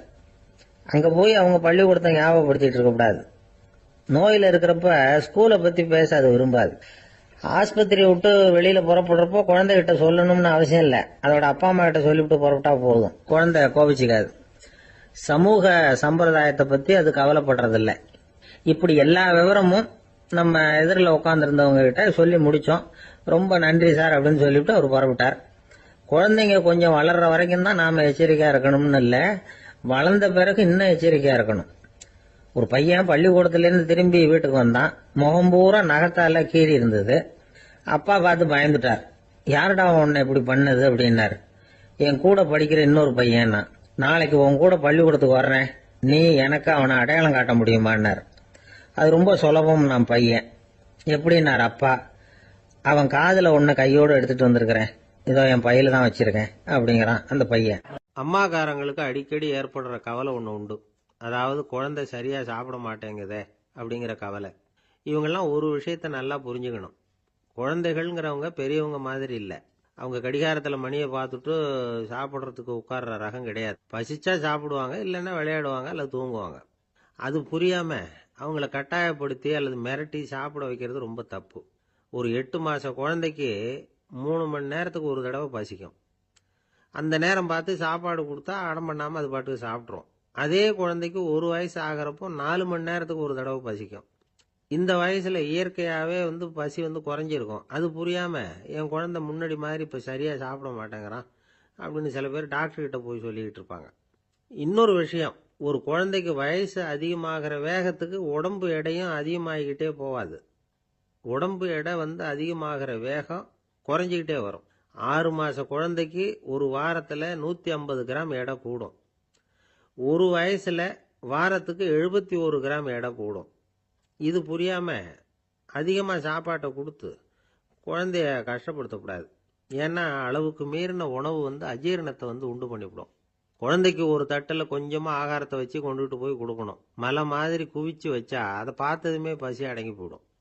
அடிச்சு மிரட்டி பயமுறுத்தி குழந்தைய சாப்பிட வைக்கிற பழக்கம் இருக்கு பாருங்க, அதுக்கு ஃபுட் ஃபோர்சிங் அப்படின்னு பேர். இப்படி பண்ணுனா குழந்தைக்கு சாப்பாட்டில் விருப்பம் குறைஞ்சிரும், அதை கண்டாவே வெறுக்க ஆரம்பிச்சிடும். அது மாதிரி உளம் சார்ந்த பசி குறைவு, சைக்கோஜெனிக் அனோரெக்சியா, அது ஏற்படுமா. சாப்பாடுங்கிறதே ஒரு தண்டனை மாதிரி தோணும். குழந்தைகளுக்கு பிடிச்ச மாதிரியான ஆகாரத்தை கொடுக்கணும். சத்து அதிகம் இருக்குங்கிறதுக்காக அதுக்கு பிடிக்காத ஆகாரத்தை கொடுத்து கட்டாயப்படுத்தக்கூடாது. குழந்தைகளுக்கு 2 வயசு ஆகிறப்போ இயற்கையாகவே எதிர்மறை குணம் உண்டாகும். அதாவது அந்த எதிர்மறையா பேசுறது. இது மாதிரி சமயங்களில் நாம் என்ன சொல்கிறோமோ அதுக்கு நேர்மாறாக நடந்துக்கும். ஏட்டிக்கு போட்டி. சாப்பிட சொன்னால் விளையாட போவோம், விளையாட சொன்னால் சாப்பாடு கேட்கும். இதை புரிஞ்சுக்கிட்டு நடந்துக்கணும். குழந்தை சொன்ன பேச்சை கேட்கலேன்னு கோவப்படக்கூடாது. குழந்தை வளர வளர பிடிவாத குணம் வர்றது சகஜம். கேட்டதை வாங்கி கொடுத்தாதான் சாப்பிடுவேன் அப்படின்னு பிடிவாதம் பண்ணும். வாங்கி கொடுத்துடுறது தான் உத்தமம். நீங்களும் அதுகிட்ட பிடிவாதம் பண்ணிட்டு இருக்கக்கூடாது. ஏன்னா கேட்டது கிடைக்கலையேங்கிற ஏமாற்றம் கூட குழந்தையோட பசியை குறைச்சிரும். கேட்டது கிடைச்சுட்டா பசி அதிகமாகும். கொடுத்ததை மலமலன்னு சாப்பிட்றோம். குழந்தைகளுக்கு கண்ட கண்ட நேரத்தில் சாப்பிட்றதுக்கு எதையாவது வாங்கி கொடுத்துக்கிட்டு இருந்தா சாப்பாட்டு நேரத்தில் சாப்பிடாம அடம் பண்ண ஆரம்பிச்சிடும். பள்ளிக்கூடம் போகிற பிள்ளைங்க காலை உணவை சரியாக சாப்பிட மாட்டாங்க. அச்சம், அவசரம், பரபரப்பு இதெல்லாம் தான் காரணம். பள்ளிக்கு புறப்படுறதுக்கு ஒரு 3/4 மணி நேரத்துக்கு முன்னாடியே சாப்பாடு போட்டுருங்க, அது சரியாக போடும். படிக்கிற குழந்தைகள் உடல் சோர்வு, மனச்சோர்வு இது காரணமாக கூட சாப்பிட மறுக்கிறது உண்டு. இப்போ உதாரணமாக சாயந்தரம் விளையாடி விட்டு வீட்டுக்கு வந்ததும் சாப்பிட சொன்னால் வேணாம்பாங்க. இது உடல் சோர்வு. ரொம்ப நேரம் வீட்டு பாடங்களை செஞ்சு முடித்த கையோடு சாப்பிட சொன்னாலும் அவங்களால சரியாக சாப்பிட முடியாது. இது உளச்சோர்வு, அதாவது மனச்சோர்வு. இதை தவிர குழந்தைகளுக்கு உடல்நல குறைவு ஏற்பட்டால் கூட சாப்பிட மறுக்கிறது உண்டு. சில மருந்து மாத்திரைகள் கூட பசியை குறைச்சிரும். அதனால் சரியாக தெரிஞ்சுக்கிட்டு குழந்தைகளை சாப்பிட வைக்கணும். அது புரியாமல் கையில் சாப்பாட்டு தட்டை வச்சுக்கிட்டு குழந்தைகளை விரட்டிக்கிட்டு அலையக்கூடாது. ஒரு சின்ன பையன் சொன்னான், எங்கள் அம்மா சாப்பாடு போடுறது தெரிஞ்சா நான் உடனே வீட்டை விட்டு வெளியில் ஓடி போடுவேன் அப்படின்னா. ஏன் அப்படி பண்ணுறேன்னு கேட்டோம். எங்கள் அப்பா கூட அது மாதிரி தான் சார் பண்ணுவார் அப்படிங்கிறான். ஒரு கடைக்கு போனேன், 5 ரூபா பணத்தை எடுத்து கொடுத்தேன். ஒரு தினசரி பத்திரிகையை கேட்டேன். அவரு உடனே அங்கே அடுக்கி வச்சிருந்த பத்திரிகையில் ஒன்று எடுத்து என் கையில் கொடுத்தார், வாங்கிக்கிட்டேன். மீதி பணத்தை எடுத்தார், அதையும் என் கையில் கொடுக்கணும்ல, கொடுக்கல. எதிரில் இருந்த பலகையில் வச்சு எடுத்துக்க சொன்னார். எப்பவும் அவர் அப்படிதான் பண்ணுவார். நானும் எடுத்துக்கிட்டு வந்துடுவேன். இவர் ஏன் இப்படி பண்ணுறாருங்கிறது எனக்கு ரொம்ப நாளாக ஒரு சந்தேகம். ஒரு நாள் அவர்கிட்டயே இதை கேட்டுவிட்டேன். ஏங்க, நீங்கள் உங்கள் கடைக்கு வந்து பொருள்கள் வாங்குறவங்களுக்கு நீங்கள் பாக்கி சில்லறையை கொடுக்குறப்போ பலகையில் வச்சு விட்றீங்க, கையில் கொடுக்க மாட்டேங்கிறீங்களே, ஏன் அப்படின்னு கேட்டேன். காசை கையில் கொடுத்தா நம்மகிட்ட இருக்கிற லட்சுமி போயிடுவா சார் அப்படின்னார். அதாவது பணம் செலவாயிடும் அப்படின்னு அர்த்தமா. இன்னொரு நண்பர், அவர் ஒரு நாள் வழக்கத்துக்கு மாறா ரொம்ப சோகமா உட்காந்துருக்கிறார். ஏங்க என்னாச்சு, ஏன் இப்படி கப்பலே கவிழ்ந்தது மாதிரி உட்காந்துருக்கிறீங்க அப்படின்னு கேட்டேன். கப்பலே கவிழ்ந்திருந்தா கூட நான் இப்படி கவலைப்பட மாட்டேன் சார், வேற ஒன்று நடந்து போச்சுன்னார். என்னன்னு கேட்டேன். என் உச்சந்தலையில பல்லி ஒன்று விழுந்துட்டுதுன்னார். அதுக்காகவா இப்படி அப்படின்னு ஆச்சரியப்பட்டேன். ஆமாங்க, பல்லி உச்சந்தலையில் விழுந்தா பலன் என்னன்னு பஞ்சாங்கத்தில் பார்த்தேன், மரணம்னு போட்டிருக்கு அப்படின்னு சொல்லிவிட்டு அவர் தொடர்ந்து கவலைப்பட ஆரம்பிச்சிட்டார். இப்படியும் ஒருத்தர், என் கூட வேலை பார்க்குற ஒருத்தர் எப்படி தெரியுமா, தினமும் வலது காலை வச்சு தான் ஆபீஸுக்கு உள்ள நுழைவார். என்னைக்காவது தவறுதலா இடது காலை வச்சு உள்ள வந்துட்டார்னா அன்னைக்கு பூரா மனசு சங்கடப்படுவார், எந்த வேலையும் சரியா ஓடாது. கேரம் போர்டு ஆடுற ஒருத்தர் எப்ப ஆட உட்காந்தாலும் ஸ்ட்ரைக்கரை கை தவறி கீழே விழற மாதிரி பண்ணி அதுக்கப்புறம் அதை எடுத்துக்கிட்டு ஆட உட்காருவார். ஏன்னா எப்போ ஒரு தடவை நிஜமாவே அது வந்து கை தவறி கீழே விழுந்திருக்குது, அன்னைக்கு பிரமாதமா ஜெயிச்சுட்டார். உடனே ஒரு முடிவுக்கு வந்துட்டார், கை தவறுனா லாபம் அப்படின்னு. அதுக்கப்புறம் அதையே பழக்கமாக்கிக்கிட்டார். பூனை குறுக்க போனா சகனம் சரியில்லைன்னு நினைக்கிறவங்க உண்டு. ஆனா ஒருத்தர் எப்படி தெரியுமா, அவர் வெளியில கிளம்புற சமயம் பக்கத்து வீட்டு ரேடியோவில் மியாவ் மியாவ் பூனை குட்டின்னு பாட்டு சத்தம் கேட்டா கூட போதும், சகனம் சரியில்லைன்னு பிரயாணத்தை கேன்சல் பண்ணிவிடுவார். இப்ப இவ்வளவு எதுக்கு சொல்றோம்னா, அளவுக்கு மீறின சகுன நம்பிக்கைகள் இருக்கு பாருங்க, இதோட பயமும் சேர்ந்துகிட்டதுன்னு வச்சுக்கோங்க, இது ஒருத்தருடைய மனநிலையை பாதிச்சிடும். இது வந்து உளவியல் நிபுணர்கள் சொல்ற கருத்து. வாழ்க்கையே தடுமாற வச்சிரும். பாதுகாப்பு இல்லாத உணர்வு, ஒரு விதமான டிப்ரெஷன் மனநிலை, இதெல்லாம் தான் இதுக்கு காரணமா அமையலாம். சில பேர் காய்கறி நறுக்க கத்திய கையில் எடுத்தா கூட நேரம் சரியா இருக்கா அப்படின்னு பார்த்துட்டு தான் வேலையை ஆரம்பிக்கிறது வழக்கம். அறிவு தான் மனசுக்கு வாத்தியாரா இருக்கணும், அப்பதான் வாழ்க்கை வந்து நிம்மதியா இருக்கும். அறிவு வந்து மனசு சொல்றபடியெல்லாம் கேட்க ஆரம்பிச்சுட்டுதுன்னா இடைஞ்சல் தான். ஒருத்தருக்கு 7ஆம் நம்பர் தான் ராசியான நம்பராம். 7ஆம் தேதி தான் எந்த காரியத்தையும் ஆரம்பிப்பாராம். 7 எழுத்து வர்றது மாதிரி பேரை மாத்தி வச்சுக்கிட்டார். 7 மணிக்கு தான் தினமும் எழுந்திருப்பார். 7ஆம் நம்பர் வீட்டில் தான் குடியிருக்கார். கல்யாணம் கூட 7ஆம் தேதி தான் பண்ணிக்கிட்டார். அவர் ஒரு நாள் குதிரை பந்தயத்துக்கு போனாராம். குதிரையோட பேரையெல்லாம் பார்த்தார். ஒரு குதிரையோட பேர் 7 எழுத்துல அமைஞ்சிருந்தது. 7 தானே இவருக்கு அதிர்ஷ்ட நம்பர். அதனால உடனே அது பேர்ல பணத்தை கட்டினார். பந்தயம் நடந்தது. என்ன சார் ஆச்சுன்னு கேட்டாங்க. நான் பணம் கட்டின அந்த என்னோட குதிரை 7ஆவதா வந்து சேர்ந்தது சார் அப்படின்னாராம். ஒரு அரசனும் அமைச்சரும் ஒரு நாள் ரொம்ப சாவகாசமா பேசிக்கிட்டு இருந்தாங்களாம். அரசன் அமைச்சரை பார்த்து ஒரு கேள்வி கேட்டிருக்கார். ஏங்க அமைச்சரே, ஆசை இல்லாத ஒரு மனுஷனால இருக்க முடியுமா அப்படின்னு. ஏன் முடியாது, துறவி அப்படிங்கிறவங்கெல்லாம் அப்படிப்பட்டவங்க தானே அப்படின்னாராம் அமைச்சர். அவங்கெல்லாம் உண்மையிலேயே ஆசையை விட்டவங்க தானா அப்படின்னு கேட்டாராம் ராஜா. அப்படிதான் இருக்கணும் அப்படின்னாராம் அமைச்சர். அப்படின்னா ஆசையே இல்லாத ஒரு உண்மையான துறவியை நான் பார்க்கணுமேன்னார். அது என்ன பிரமாதம், அதுக்கு நான் ஏற்பாடு பண்ணுறேன் அப்படின்னு விட்டார் இவர். சொல்லிவிட்டு உடனே புறப்பட்டு போனார். அங்கங்கே தேடினார். அப்புறம் தான் அவருக்கு புரிஞ்சுது உண்மை துறவியை கண்டுபிடிக்கிறது எவ்வளவு கஷ்டமான காரியம்னு. இருந்தாலும் ராஜா கிட்ட சொல்லியாச்சே உண்மை துறவியை காட்டுறேன்னு. இப்போ என்ன பண்ணுறது, ராஜா கிட்ட சொன்னபடி நடக்கலைன்னா அவருக்கு கோபம் வந்துடும். அமைச்சர் ஒரு யோசனை பண்ணார். அவருக்கு ஒரு வழி தெரிஞ்சுது. அதுதான் சரின்னு முடிவு பண்ணார். அதாவது அந்த ஊரில் அவருக்கு தெரிஞ்ச நாடக நடிகர் ஒருத்தர் இருக்கிறார், நல்லா நடிப்பார். அவரை போய் பார்த்தார். இதை பாருப்பா, எனக்காக நீ ஒரு காரியம் செய்யணும்னார். என்னன்னு கேட்டார் அவர். நீ ஒரு துறவி மாதிரி கொஞ்ச நேரத்துக்கு நடிக்கணும். ராஜா வந்து உன்னை பார்த்துட்டு போகிற வரைக்கும் நடி, அது போதும். அதுக்காக உனக்கு 10,000 ரூபா தரேன் அப்படின்னார். அவர் எந்த காலத்தில் இவ்வளவு பணத்தை மொத்தமாக பார்த்துருக்கார். அதனால் உடனே சரின்னு ஒத்துக்கிட்டார். அமைச்சர் வந்து அரண்மனைக்கு திரும்பி வந்தார். என்ன அமைச்சரே, இன்னுமா ஒரு உண்மையான துறவி கிடைக்கலன்னார். உண்மையான துறவி ஒருத்தரை இப்போ தான் கொஞ்ச நேரத்துக்கு முன்னாடி பார்த்து பேசிவிட்டு வர்றேன். அவர் நம்ம ஊருக்கு வெளியில் குளத்தங்கரையில் உள்ள ஒரு ஆலமரத்துக்கு அடியில் உட்காந்துருக்கிறார் அப்படின்னார் இவர். அப்படின்னா உடனே புறப்படுங்க அப்படின்னார் ராஜா. பரிவாரங்களோடு புறப்பட்டார். அங்கே அந்த மரத்தடியில் அந்த ஆள் வேஷம் போட்டுக்கிட்டு துறவி மாதிரி உட்காந்துருக்கிறான். ராஜா நேராக போனார். அந்த துறவி காலில் பொத்துன்னு விழுந்து வணங்கினார். உடனே ராணி அவர் காலில் விழுந்தாங்க. அடுத்தபடியாக அமைச்சர் விழுந்தார். அவருக்கு தெரியும் இது நம்ம ஆள் தான்னு, இருந்தாலும் என்ன பண்ணுறது நேரம். அப்புறம் பரிவாரங்கள்லாம் துறவி காலில் விழுந்து ஆசீர்வாதம் வாங்கிட்டாங்க.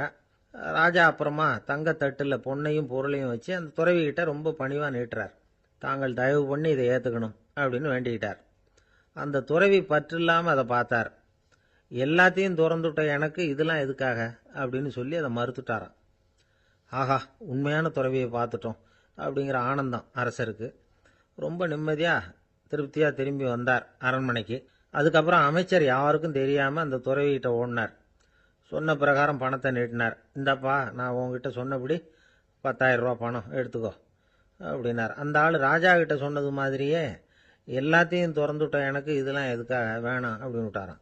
நடித்த வரைக்கும் போதும்ப்பா, இனிமேல் இந்த நாடக வசனம்லாம் வேணாம், வேஷத்தை கலைச்சிரு, பணத்தை வாங்கிக்கோன்னார். இல்லைங்க, இது வேஷம் இல்லை, இது வசனமும் இல்லை, இது உண்மை. கொஞ்ச நேரம் துறவி மாதிரி நடித்ததுக்கே இந்த தேசத்து ராஜா ராணி அமைச்சர் பரிவாரங்கள் எல்லாம் என் காலில் விழுந்து வணங்குறாங்க. அப்படின்னா உண்மையான துறவியாக இருக்கிறது எவ்வளவு பெருமையான விஷயம். நான் உண்மையான துறவியாக ஆக போகிறேன், அப்படி முடிவும் பண்ணிட்டேன் அப்படின்னார் அந்த நடிகர். வேஷம் கூட எப்படிப்பட்ட விளைவுகளை உண்டு பண்ணுது பார்த்தீங்களா. நம்மால் ஒருத்தன் ரொம்ப வசதியாக தான் இருந்தான். ஒரு நாள் அவன் சொத்து பூரா திருட்டு போயிட்டுது. அதுக்கப்புறம் இவன் துறவி மாதிரி ஆயிட்டான். ஊர் ஊராக சுற்றினான். ஒரு குருநாதரை தேடி கண்டுபிடிச்சான். அவர்கிட்ட சீடனாக சேர்ந்துக்கிட்டான். அவனை பார்த்து ஒருத்தர் கேட்டார், நீ உண்மையான சீடன் தானான்னு. இல்லைங்க, சீடன் மாதிரி நடிச்சுக்கிட்டு இருக்கிறேன் அப்படின்னா. அது குரு துரோகம் இல்லையா அப்படின்னு கேட்டார் அவர். இல்லைங்க, நான் பண்ணது குரு துரோகம் இல்லை, என் குரு பண்ணது தான் துரோகம். என்னுடைய பணத்தை கொள்ளையடிச்சது இவர் தான். அதை எங்கே வச்சிருக்காருன்னு கண்டுபிடிக்கிறதுக்காக தான் இவர்கிட்ட வந்து சீடனாக சேர்ந்துருக்கிறேன் அப்படின்னா. ஜவஹர்லால் நேரு பிரதமராக இருந்த சமயம் அவர் ஒரு தடவை சென்னைக்கு வந்திருக்கிறார். இங்கே சில முக்கிய நிகழ்ச்சிகளில் கலந்துக்கிறதுக்காக வந்திருந்தார். ஆளுநர் மாளிகையில் ஒரு நாள் ராத்திரி தங்கி மறுநாள் புதுடெல்லி புறப்படுறதாக ஏற்பாடு. நிகழ்ச்சியிலெல்லாம் முடிச்சுக்கிட்டு ஆளுநர் மாளிகையில் தங்கி இருக்கிறார். அன்றைக்கு இரவு படிக்கிறதுக்கு ஒரு முக்கியமான புத்தகம் அவருக்கு தேவைப்பட்டது. அந்த சமயத்தில் உலக அளவில் ஒரு முக்கியமான பொருளாதாரம் சம்பந்தமான ஒரு புத்தகம் வெளியாகி இருக்கிற விஷயம் அவருக்கு தெரியும். அந்த புத்தகம் மெட்ராஸுக்கு வந்திருக்குமா, அது இங்கே கிடைக்குமா அப்படின்னு விசாரிச்சிருக்கிறார் நேருஜி. அவர் இப்படி கேட்ட உடனே அங்கே இருந்தவங்கெல்லாம் ரொம்ப பரபரப்பாக செயல்பட ஆரம்பிச்சுட்டாங்க. முக்கியமான இடங்கள்ல எல்லாம் விசாரிச்சிருக்கிறாங்க, அந்த புத்தகம் உங்ககிட்ட இருக்கான்னு. சென்னையில் உள்ள கன்னிமாரா நூல் நிலையத்துக்கு எப்படியும் அந்த புத்தகம் வந்திருக்கணும் அப்படின்னு ஒரு நம்பிக்கை. அங்கே விசாரிச்சாங்க. அந்த புத்தகம் 2 நாளைக்கு முன்னாடி தான் அங்கே வந்திருக்குது அப்படிங்கிற விஷயம் தெரிஞ்சுது. உடனே எல்லாரும் அங்கே ஓடினாங்க. அவங்களுக்கு இன்னொரு சந்தேகம், புத்தகம் வந்திருக்கு சரி, அது இந்த சமயத்தில் வேற யாரும் படிக்கிறதுக்கு எடுத்துட்டு போயிருக்கக்கூடாதே அப்படிங்கிற சந்தேகம். இருந்தாலும் மனசுக்குள்ள ஒரு தைரியம், இப்படி ஒரு புத்தகம் வெளிவந்திருக்கிற விஷயமே நேருஜி சொல்லி தான் நமக்கே தெரியும். அதுவும் இல்லாமல் உலக பொருளாதாரம் சம்பந்தமான ஏதோ ஒரு புத்தகம் அது. அதை போய் இந்த நேரத்தில் அவ்வளவு ஆர்வமாக யார் எடுத்துகிட்டு போயிட போகிறாங்க அப்படிங்கிற தைரியம். இந்த தைரியத்தோடு அந்த நூல் நிலையத்துக்கு ஓடினாங்க. புத்தகத்தை தேடுனா அது கிடைக்கல, யாரோ எடுத்துகிட்டு போயிருக்கிறாங்க. நேருவுக்கு மட்டுமே தெரிஞ்சிருந்த அந்த புத்தகம் பற்றின விஷயம் சென்னையில் வேற ஒருத்தருக்கும் தெரிஞ்சிருக்குது. உடனே எல்லாரும் பரபரப்பாக அந்த அதுக்குன்னு இருக்கிற ரிஜிஸ்டர் இருக்குல்ல, பதிவேடு, அதை புரட்டி பார்க்குறாங்க யார் எடுத்துகிட்டு போகிறாங்கன்னு தெரிஞ்சுக்கிறதுக்காக. எடுத்துகிட்டு போனவங்க அதில் கையெழுத்து போட்டிருப்பாங்கல்ல, அதை பார்த்து யாருன்னு தெரிஞ்சுக்கலாம் அப்படிங்கிறதுக்காக தான் அதை புரட்டுறாங்க. அதோ அந்த புத்தகத்தோட பேர் பக்கத்தில் அதை எடுத்துக்கிட்டு போனவங்க கையெழுத்து. உத்து பார்க்குறாங்க எல்லாரும். அதில் போட்டிருக்குது பேர் CN அண்ணாதுரை அப்படின்னு எழுதியிருந்தது. அவர் தான் பேரறிஞர் அண்ணா. நேரு படிக்க விரும்பின ஒரு புத்தகத்தை அதே நேரம் படிக்க விரும்பின இன்னொரு தலைவர் இவர். படிக்கிறதுல அவருக்கு இருந்த ஆர்வத்தை நாம் தெரிஞ்சுக்கணும்னா அதுக்கு எவ்வளவோ சம்பவங்கள் இருக்கு. கடைசி காலத்தில் அவர் அடையாறு மருத்துவமனையில் படுத்திருக்கிறார். அவருக்கு ஒரு முக்கியமான அறுவை சிகிச்சை செய்ய வேண்டியிருக்குது அவசரமா. அமெரிக்காவிலிருந்து டாக்டர் மில்லர் வந்திருக்கிறார். அவர்கிட்ட கேட்குறார், டாக்டர் நாளைக்கே அறுவை சிகிச்சை செய்ய போறீங்களா அப்படின்னு. ஆமாங்கிறார் டாக்டர் மில்லர். நாளைக்கு மறுநாள் செஞ்சுக்கிறேனே அப்படின்னாரா அண்ணா. ஏன் ஏதாவது நாள் பார்க்குறீங்களான்னு கேட்டிருக்கார். இல்லை, ஒரு புத்தகத்தை படிச்சுக்கிட்டு இருக்கிறேன், அதை நாளைக்குள்ளே முடிச்சிருவேன், அதுக்கப்புறம் நான் இறந்தாலும் கவலை இல்லை அப்படின்னாராம் இவர். அவர் தான் அறிஞர் அண்ணா. சங்ககால நூல்கள்லேருந்து சமீபத்தில் வந்த நூல்கள் வரைக்கும் எல்லாம் அவர் படிச்சிருக்கிறார். ஒரு திருமண விழாவில் அவர் பேசும்பொழுது சொன்ன விஷயம் இது. சங்க காலத்தில் காதலியை மணக்க விரும்புகிறவனுக்கு அவனுடைய தந்தை வீர சோதனைகள்லாம் வைப்பாரு. போய் புலிப்பல்லு கொண்டுகிட்டு வா, அப்போதான் என் பொண்ணை கொடுப்பேன் அப்படின்னு சொல்லுவார். காதலன் உடனே காட்டுக்கு போவான், ஒரு புலியை கொன்று அதனுடைய பல்லை கொண்டுகிட்டு வருவான். அதை வீர பதக்கத்தில் பதிச்சு அவனுக்கு மாமனார் சூட்டுவார் கல்யாண சமயத்தில். இப்போலாம் காதலன் கிட்ட அப்படி சொல்ல முடியாது. இப்போலாம் காதலன் கிட்ட காட்டுக்கு போய் புலிப்பல் கொண்டுகிட்டு வான்னு யாராவது சொன்னா புலிதான் மாப்பிள்ளையா வந்து சேரும் அப்படின்னார். அந்த ஆள் என்ன கண்ணா புண்ணான்னு திட்டிவிட்டான் சார், அதை நினைச்சா எனக்கு ரொம்ப வருத்தமா இருக்கு அப்படின்னு சொல்லி கவலைப்பட்டார் ஒருத்தர். இதுல கவலைப்படுறதுக்கு என்ன இருக்குது அப்படின்னார் ஒரு பெரியவர். அவர் ஒரு மகான். என்ன சார் இப்படி சொல்றீங்க, ஒருத்தர் நம்ம பார்த்து திட்டுனா வருத்தமா இருக்காதா அப்படின்னார். அது எப்படி வருத்தமா இருக்கும், திட்டுறதுங்கிறது என்ன, அது வெறும் சத்தம் தானே அப்படின்னார் அந்த பெரியவர். நம்ம ஆளுக்கு தலையை பிச்சுக்கலாம் போல இருந்தது. இருக்காதா பின்ன, நமக்கே அப்படி தானே தோணுது. அந்த பெரியவர் சொல்றது ரொம்ப பெரிய விஷயம். அதை நாம புரிஞ்சிக்க முயற்சி பண்ணலாம்னா நடைமுறை வாழ்க்கைக்கே அது ஒத்து வர்றது மாதிரி தெரிய மாட்டேங்குது. இருந்தாலும் அந்த பெரியவர் அதுக்கு என்னதான் விளக்கம் கொடுக்குறாருன்னு பார்ப்போமே. ஒரு ரயில் போயிட்டு இருக்கு, அதில் ஒரு சாது போயிட்டு இருக்கார். அந்த ரயில் அவர் ஹரித்வாரம் போயிட்டு இருக்கார். அவர் ரயிலில் ஏகப்பட்ட கூட்டம். நம்ம ஊர் ரயில் கேட்கவா வேணும், டிக்கெட் வாங்கிட்டு கொஞ்சம் பேர், வாங்காத கொஞ்சம் பேர். அது என்னத்துக்கு அனாவசியமாக டிக்கெட் அப்படிங்கிற நினைப்பில் பாதி பேர். இந்த கூட்டத்துக்கு மத்தியில் அந்த சாதுவும் போயிட்டு இருக்கிறார். உட்கார்றதுக்காக இருந்த இடத்துல ஒரு ஆள் படுத்திருக்கிறான், கொஞ்சம் முரட்டு ஆசாமி. அவன் காலு பக்கத்தில் கொஞ்சோண்டு இடம் பாக்கி இருந்தது. அந்த இடத்துல இந்த சாது உட்காந்துருந்தார். மெதுவாக உட்காந்துக்கிட்டார் போய். ஆனால் அந்த ஆள் ராத்திரி பூரா இவரை காலால் உதச்சிக்கிட்டே இருக்கிறான். அது இவருக்கு ரொம்ப அவமானமாக பட்டுது. அதனால் துக்கம் ஏற்பட்டுது. இருந்தாலும் அதை ஒரு மாதிரியாக சகிச்சுக்கிட்டே இவர் வந்து சேர்ந்தார். பொழுது விடிஞ்சுது. அந்த சாது ஹரித்வார் வந்து சேர்ந்தார். அங்கே ஒரு பெரிய ஞானியை சந்திச்சார்.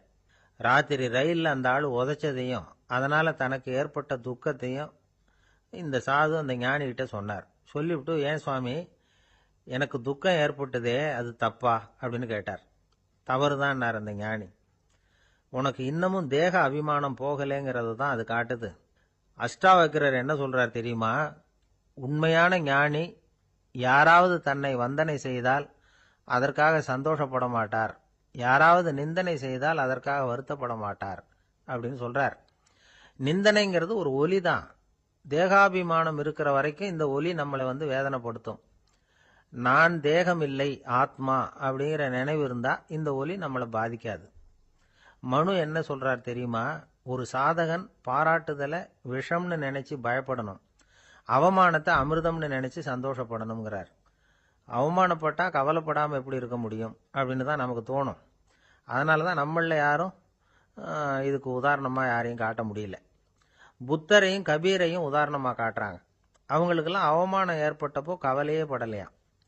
புத்தரை அவமானப்படுத்தணுங்கிறதுக்காக கௌசாம்பி ராணி ஒரு இளம் பெண்ணை கொலை பண்ணி சடலத்தை புத்தர் குடிசைக்கு முன்னாடி போட சொன்னார். போட்டாங்க. புத்தர் தான் அந்த பொண்ணை கெடுத்து கொலை பண்ணிவிட்டாருன்னு எல்லாரும் நினைச்சாங்க. ஆனா புத்தர் இதை பத்தி கவலையே படல. அப்புறமா உண்மை தெரிஞ்சதும் புத்தர் புகழ் இன்னும் அதிகமாயிட்டது. ஒரு பெரிய சபையில ஒரு மோசமான பொண்ணு நுழைஞ்சி தனக்கும் கபீருக்கும் சம்பந்தம் உண்டுன்னு சொன்னா கபீர் கவலைப்படல. அவங்க மாதிரியெல்லாம் நாமளும் இருக்க கத்துக்கணும்.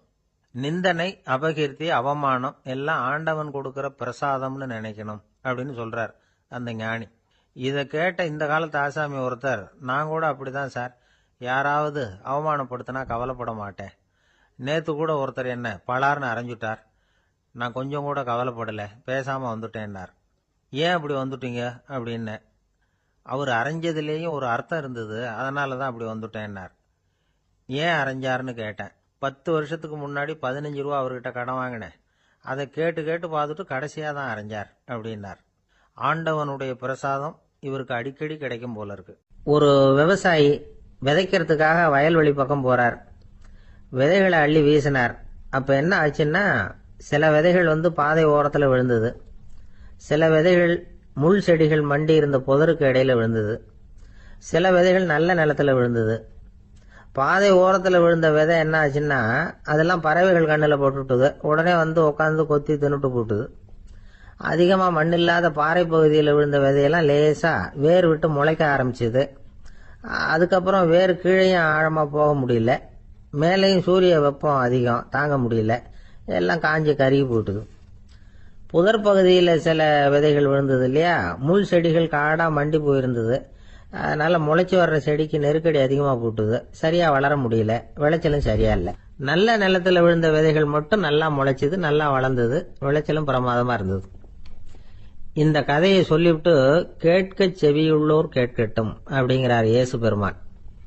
ஆமா, இயேசு கடலில் நின்ற படகு ஒண்ணுல உட்கார்ந்துருக்கிறார். கடற்கரையில ஏராளமான மக்கள் உட்கார்ந்துருக்கிறாங்க. அந்த சமயத்துல தான் இயேசு ஓமைகள் மூலமா மக்களுக்கு பல உண்மைகளை சொல்லிட்டு இருக்கிறார். மக்கள் அந்த கதையை கேட்டுட்டு ஒன்றும் புரியாம முழிக்கிறாங்க. அதை கவனித்த இயேசு அந்த ஓமையை விளக்க ஆரம்பிச்சார். இதுல அந்த விதைக்கிறவர் தான் இறைவன். அவருடைய வார்த்தைகளை விதைக்கிறார். அந்த வார்த்தைகளை கேட்கிற மக்கள் அந்த விழுந்த விதைகள் மாதிரி 4 வகையானவர்கள். சில பேர் பாதை ஓரத்தில் விழுந்த விதைகள் மாதிரி. இறைவன் வார்த்தைகளை அவங்க கேட்கறாங்க, ஆனா தீய எண்ணங்கள் செய்கைகள் மூலமா விதைக்கப்பட்ட வார்த்தைகள் அழிஞ்சு போடுது. இறைவன் வார்த்தைகளை கேட்ட உடனே மகிழ்ந்து போய் உடனே சில பேர் அதை ஏத்துக்கிறாங்க. இவங்கெல்லாம் அந்த பாறை பகுதியில் விழுந்த விதைகள் மாதிரி. அதனால இவங்கெல்லாம் வேறு இல்லாதவங்க, கொஞ்ச காலத்துக்கு இறை வார்த்தைகளுக்கு கீழ்ப்படிந்து நடப்பாங்க. அதனால ஏதாவது இடைஞ்சல் ஏற்பட்டா உடனே தடுமாறுவாங்க, தங்கள்கிட்ட இருக்கிற நல்ல பண்புகளை விட்டுட்டு பாவ வழிகளுக்கு போயிடுவாங்க.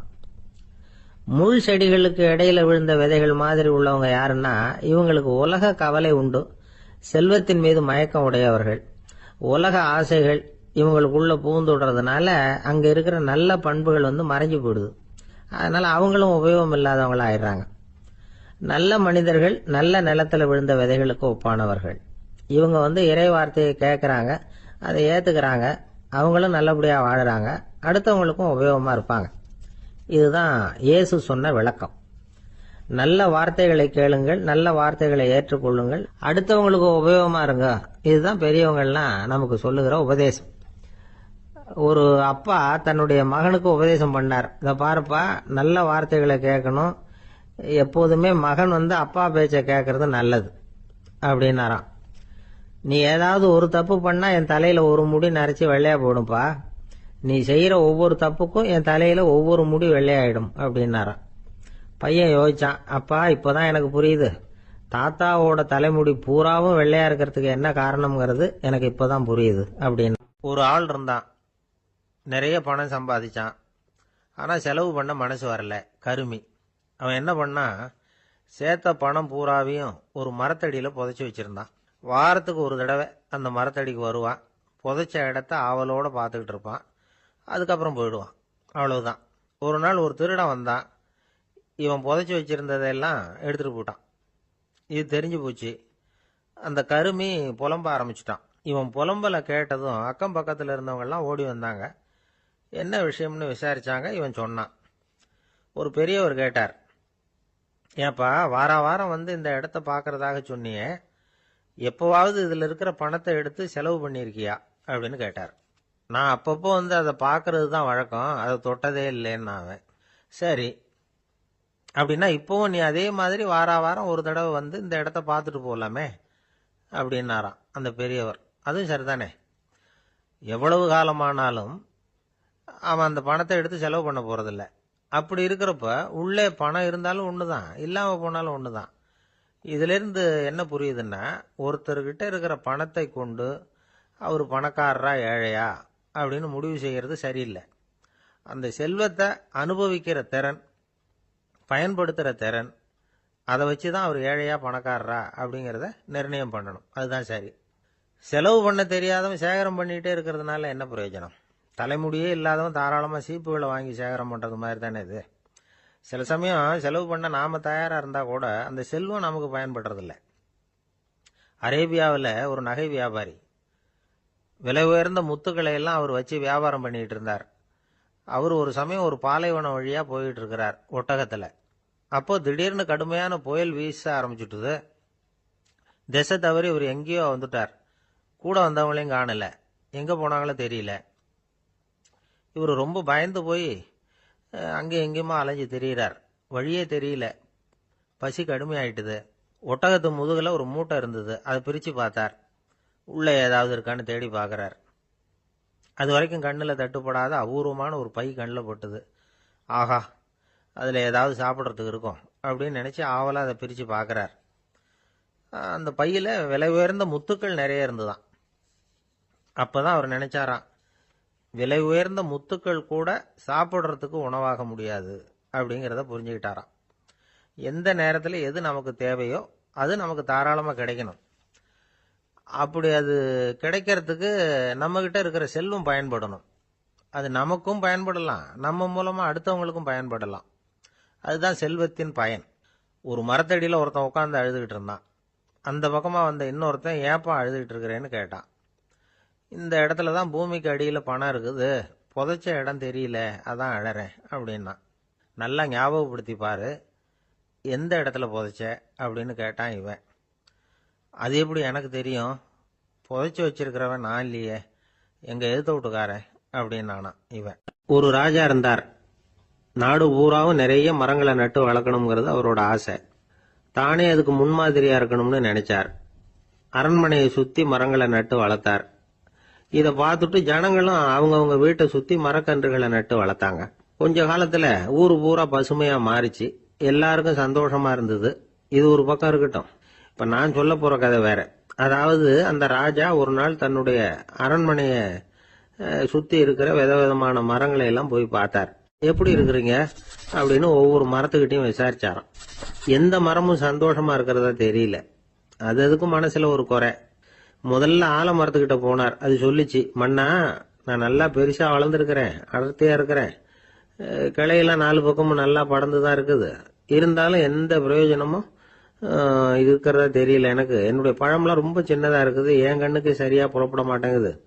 நான் இருக்கிற சைஸுக்கு என்னுடைய கிளையில இருக்கிற பழம்லாம் எவ்வளவு பெருசா இருக்கணும், அது இத்தனூண்டு இருக்கிறது எனக்கு பெரிய அவமானமா இருக்கு.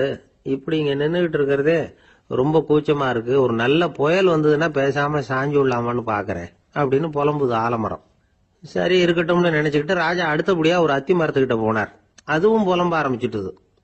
நான் கூட பெரிய மரம் தான், இல்ல இலையெல்லாம் அழகா தான் இருக்குது, பழம் அழகா இருக்குது, இருந்தாலும் உள்ள விஷயம் இல்லையே, அத்தி பழத்தை புட்டு பார்த்தா அத்தனையும் சொத்த அப்படின்னு பழமொழியே உண்டாயிட்டுத. இப்படி ஒரு கெட்ட பேரோட நான் இருக்கணுமா அப்படின்னு புலம்புது அது. சரி இது இருக்கட்டும் அப்படின்னு சொல்லி அடுத்தபடியா வேப்ப மரத்துக்கிட்ட போனார். அது தன்னுடைய வேதனையை வெளியிட்டது. எனக்கு எவ்வளவோ மருத்துவ குணங்கள்லாம் இருக்கிறதா சொல்லிக்கிறாங்க, இருந்தாலும் என்ன பிரயோஜனம், என்னுடைய பழத்தை மனிதர்கள் யாரும் விரும்பி சாப்பிடுறது இல்லையே அப்படின்னுது.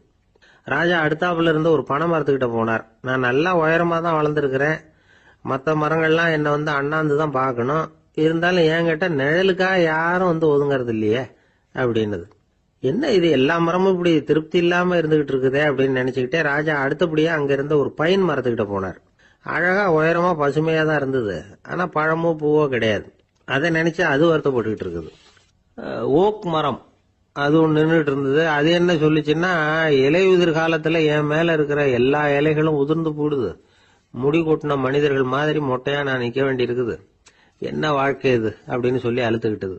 சரி புளிய மரம் என்ன சொல்லுது பாப்போம்னு அதுகிட்ட போனா, என்னுடைய நிழல்ல யாருமே தங்க மாட்டாங்க, உடம்புக்கு சூடுன்னு ஒதுங்கி போயிடுவாங்க, அடிமரத்தை பாத்தீங்கன்னா பட்டையெல்லாம் உறிஞ்சி பாக்குறதுக்கே கேவலமா இருப்பேன் அப்படின்னுது அது.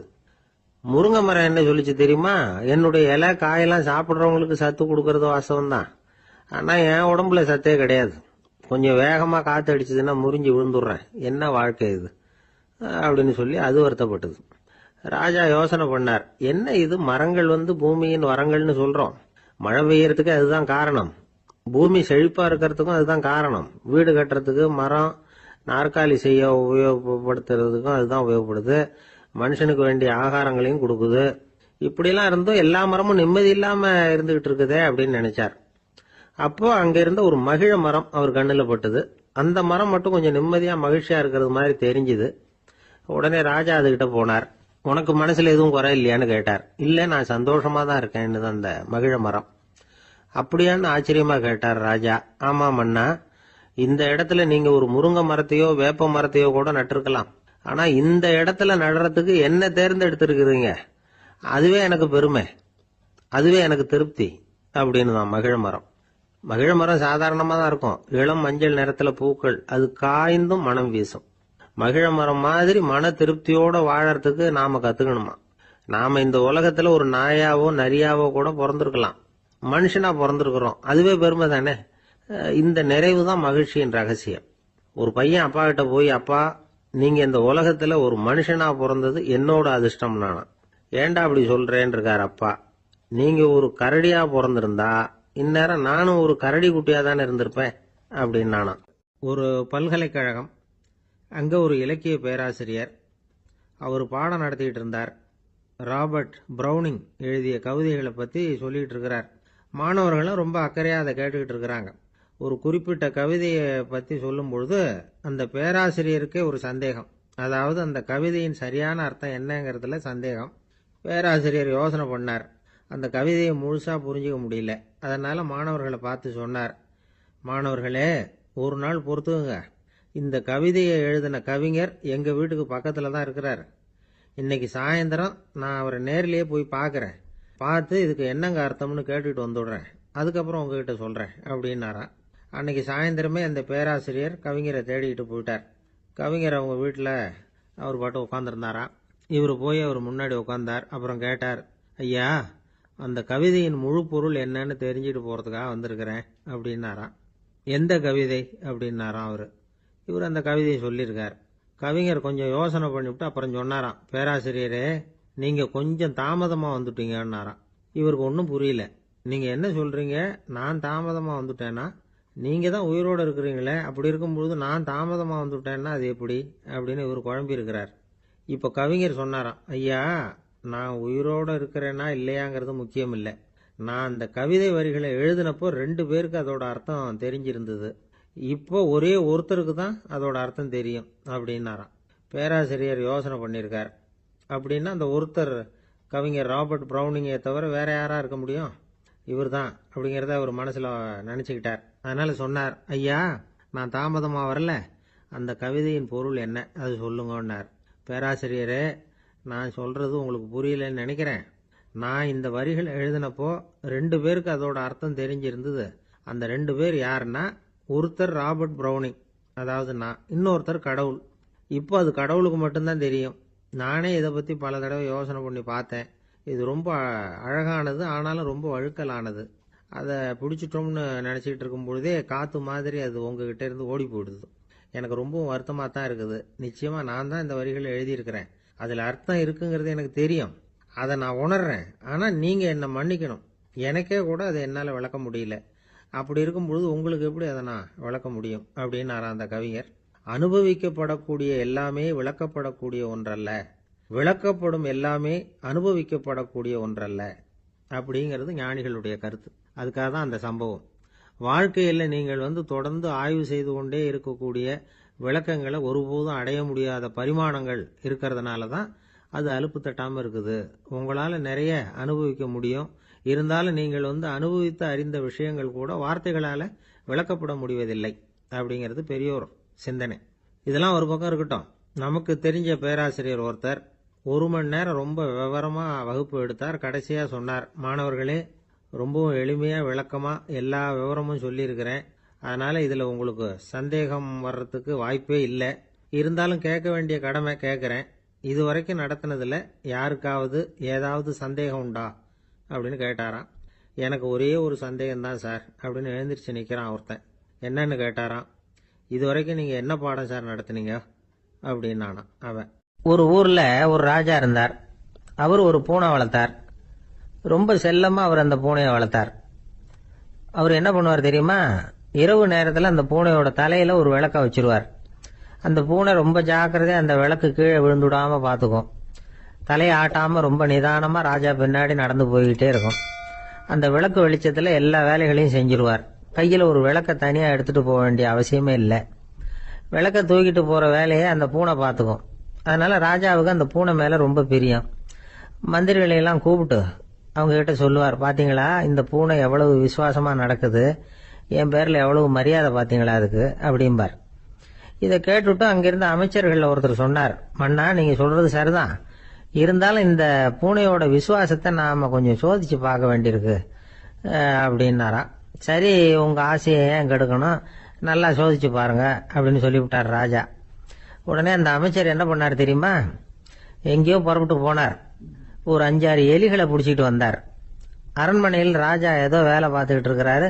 பக்கத்தில் அந்த பூனை ரொம்ப பணிவாக நின்றுக்கிட்டு இருக்குது. அது தலையில் விளக்கு எரிஞ்சுக்கிட்டு இருக்கு. அமைச்சர் தான் பிடிச்சிட்டு வந்த எலிகளை அந்த பூனை பார்வையில் படுறது மாதிரி எதிரில் விட்டார். அந்த எலிகள்லாம் அங்கேயும் இங்கேயும் ஓட ஆரம்பிச்சுது. அதை பார்த்தது பூனை. அவ்வளவுதான். தலையில் இருக்கிற விளக்கை பற்றியும் கவலைப்படல, ராஜாவை பற்றியும் கவலைப்படல. ஒரே பாய்ச்சலாக பாஞ்சு எலிகளை துரத்த ஆரம்பிச்சுட்டுது. தலையில் இருந்த விளக்கு எங்கேயோ போய் விழுந்தது, அணைஞ்சு போச்சு. இருட்டில் ராஜா தடுமாற ஆரம்பிச்சுட்டார். இந்த சமயத்தில் அந்த அமைச்சர் மறுபடியும் விளக்கை ஏற்றினார். வெளிச்சம் வந்தது. அதுக்கப்புறம் அந்த அமைச்சர் பேசினார். அரசே, பூனையோட விசுவாசத்தை பார்த்தீங்களா? எலி அது கண்ணில் படுற வரைக்கும் தான் விசுவாசமா இருந்தது. அது மாதிரி எலியை பார்த்ததும் எல்லாத்தையும் விட்டுட்டு அதை துரத்த ஆரம்பிச்சுட்டு பார்த்தீங்களா? தான் அந்த பூனையை பற்றி நினைச்சது தப்புங்கிறது அதுக்கப்புறம் தான் அந்த ராஜாவுக்கு புரிஞ்சுதான். சரி, இப்ப எதுக்கு இந்த கதையெல்லாம் அப்படிங்கிறீங்களா? இந்த பூனை மாதிரி தான் நம்ம மனசும். மனசை எவ்வளவுதான் பயிற்சி கொடுத்து பக்குவமா வச்சிருந்தாலும் பார்க்கறதுக்கு பரமசாது மாதிரி தான் இருக்கும். பார்க்க வேண்டியதை பார்த்துட்டுதுன்னா பாஞ்சிரும். இந்த பூனை மாதிரி புலன் இன்ப பொருள்கள் கிட்டாத வரைக்கும் மனம் அடங்கி இருக்கிறது மாதிரி தான் தெரியும். கொஞ்சம் வாய்ப்பு கிடைச்சாலும் அது குதிக்க ஆரம்பிச்சிரும், தப்பு பண்ண ஆரம்பிச்சிரும். பெரிய பெரிய முனிவர்கள் வாழ்க்கையில நடந்த வீழ்ச்சி இதை தான் நிரூபிக்குது. புலன்களின் ஆற்றல் அதிகம். அதனால மனக்கட்டுப்பாடு பயிற்சிகள்ல ரொம்ப எச்சரிக்கையா இருக்கணுங்கிறார் சுவாமி சிவானந்தர். மது பழக்கத்தையே விட்டுட்டேன்னு உறுதியா இருப்பான். கடை கண்ணுல பட்டுட்டுதுன்னா கால் அவனை கேட்காமலே இழுத்துட்டு உள்ள போயிடும். இதுதான் மனசுங்கிறது. அதுதான் அந்த ராஜா வளர்த்த பூனை.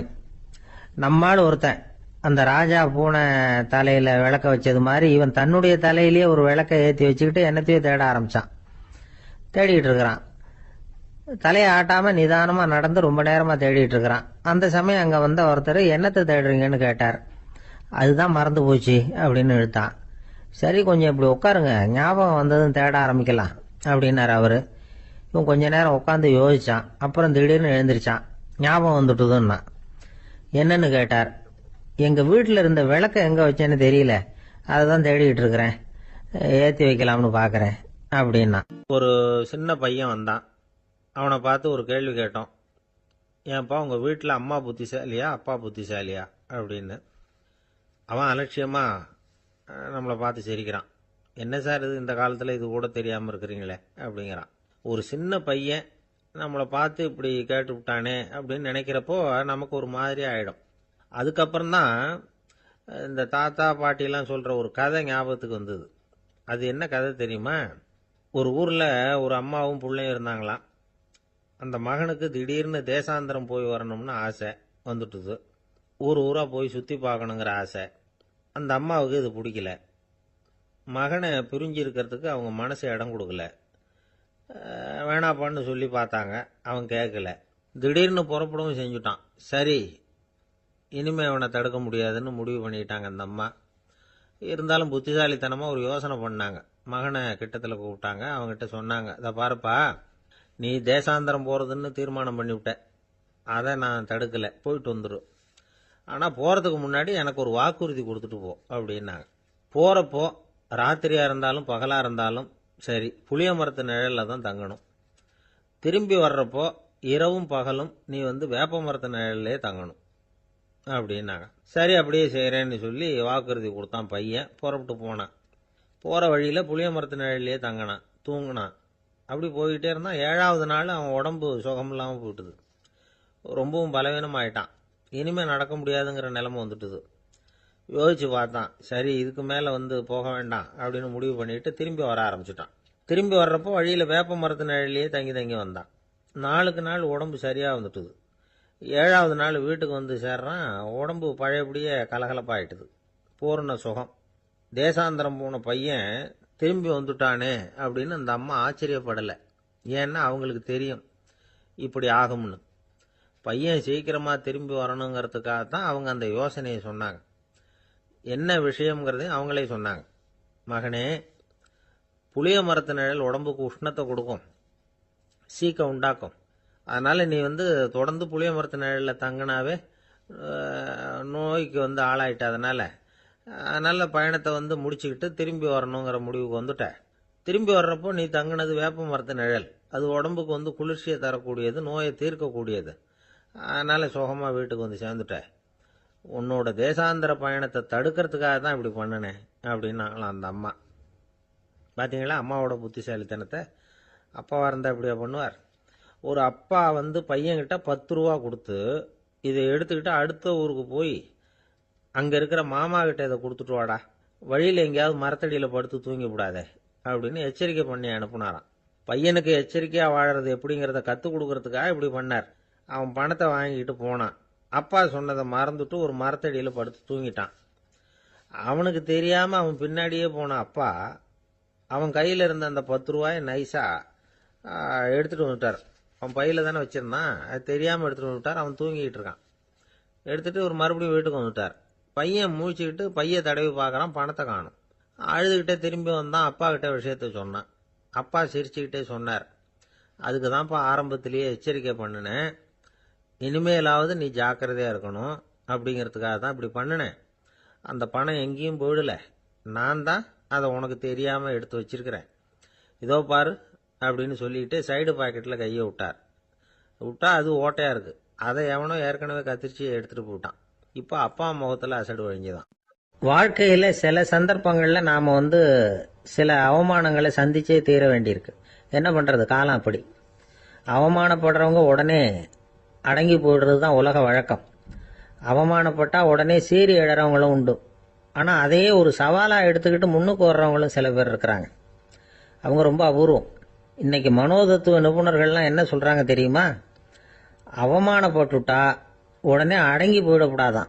அதையே ஒரு சவாலாக எடுத்துக்கிட்டு மனசில் ஒரு வைராக்கியத்தோட முயற்சி பண்ணினா வாழ்க்கையில் எல்லாரும் முன்னேறலாம். அவமானம்ங்கிறத நாம் வந்து வைராக்கியமாக மாற்றிக்கணும். அதுதான் வெற்றிக்கு வழி. ராமர் வந்து இந்த பூமியில் பிறந்ததே ஒரு வைராக்கியத்தினால தான் சார் அப்படின்னார் ஒருத்தர். எப்படிங்க அது அப்படின்னு கேட்டேன். அவர் சொன்னார், தசரதருக்கு ராமர் வந்து குழந்தையா வந்து பிறக்கணும், அப்போ தான் இங்கே இருக்கிற கஷ்டங்கள்லாம் நீங்கும் அப்படின்னு சர்வ லோகமும் எதிர்பார்த்துக்கிட்டு இருக்குது. ஆனால் அவர் எப்போ வந்து பிறப்பார் அப்படின்னு யாருக்கும் தெரியல. அந்த காரியம் சீக்கிரம் நடக்கணுமே, அதுக்கு என்ன பண்ணுறது? நாரதர் வந்தார் ஒரு நாள் தசரதரை தேடி. தசரதா, உனக்கு ஒரு செய்தி தெரியுமான்னு ஆரம்பித்தார். அவர் எப்பவும் இப்படித்தானே ஆரம்பிக்கிறது வழக்கம். என்ன விஷயம்னு கேட்டார் தசரதர். தசரதா, நீ அடிக்கடி உன்னோட தேரில் ஏறிக்கிட்டு தேவலோகத்துக்கு போகிற, அங்கே போகிற வர்ற எல்லாம் பண்ணிகிட்டு இருக்க, எல்லாம் சரி. தேவலோகத்திலையும் உன்னை நல்லபடியாக தான் வரவேற்கிறாங்க. தேவேந்திரன் உன்னை பிரியமாக அழைச்சிட்டு போய் தன்னுடைய அரியாசனத்திலேயே தனக்கு பக்கத்திலேயே உட்கார வைக்கிறான். நீயும் சந்தோஷமாக உட்காந்து பேசிவிட்டு வந்துடுற. ஆனால் நீ இங்கே வந்ததுக்கு அப்புறம் அங்கே என்ன நடக்குது தெரியுமா உனக்கு அப்படின்னாரான் நாரதர். என்ன நடக்குது எனக்கு ஒன்றும் தெரியலையே அப்படின்னாரான் தசரதர். நாரதர்கிட்ட வந்து கிட்டத்தில் வந்து கேட்டிருக்கார், கொஞ்சம் சொல்லுங்கள் என்னது அப்படின்னு. அவர் ஒரு நெருங்கி வந்தாராம் நாரதரும். மெதுவாக அவர் காதோட காதாக சொன்னாராம். அதாவது நம்ம பாஷையில் சொல்லப்போனால் பற்ற வைக்கிறார். நீ அங்கே தேவேந்திரங்கிட்ட உட்காந்து பேசிவிட்டு வந்த பிறகு நீ அங்கே உட்காந்துருந்த அரியாசனத்தை தண்ணி ஊற்றி கழுவி சுத்தப்படுத்துகிறாங்க. நீ என்ன அந்த அளவுக்கு சுத்தம் இல்லாத ஆளா, தினம் குளிக்காமையா இருக்கிற அப்படின்னாராம். தசரதருக்கு இது ரொம்ப அவமானமாக போயிடுது. அப்படியே செய்கிறாங்க அப்படின்னாராம். ஆமாம், நீ வேணும்னா நான் சொல்கிறது உண்மையா இல்லையா அப்படின்னு சோதனை பண்ணி பார்த்துக்கோ அப்படின்னாரான் நாரதர். உடனே தசரதர் இதுக்காகவே புறப்பட்டு தேவலோகம் போனார். அங்கே வழக்கம் போலவே இவரை கூப்பிட்டு உட்கார வச்சு பேசிக்கிட்டு இருந்தான் தேவேந்திரன். கொஞ்ச நேரம் பேசிக்கிட்டு இருந்துட்டு சரி நான் கிளம்புறேன்னு புறப்பட்டார். சரி, அவனும் வாசல் வரைக்கும் வந்து வழி அனுப்பி வச்சுட்டு உள்ளே போயிட்டான். தசரதர் வெளியில் கொஞ்ச நேரம் மறைஞ்சி இருந்துட்டு மெதுவாக உள்ளே எட்டி பார்த்தார் என்ன நடக்குதுன்னு. நாரதர் சொன்னது உண்மைதான். தசரதர் உட்கார்ந்திருந்த ஆசனத்தை அங்கே 2 தேவர்கள் கழுவி சுத்தப்படுத்திக்கிட்டு இருக்கிறாங்க. தசரதரால் இதை தாங்கிக்க முடியல. அவருக்கு ரொம்ப அவமானமாக போச்சு. நேராக கிடுகிடுன்னு தேவேந்திரங்கிட்டே போனார். நான் உட்கார்ந்திருந்த இருக்கையை சுத்தம் பண்ணுறியே, நான் என்ன அந்த அளவுக்கு பாவியா அப்படின்னு கேட்டார். ரொம்ப கோபமாக கேட்டார். தசரதரே, மனுஷனுக்கு 3 கடன்கள் உண்டு.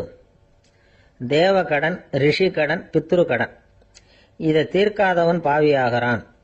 இதில் மகனை பெறுவதால் தான் பித்ரு கடன் தீரும். உனக்கு மகன் கிடையாது, அதனால நீ பாவியாகிற.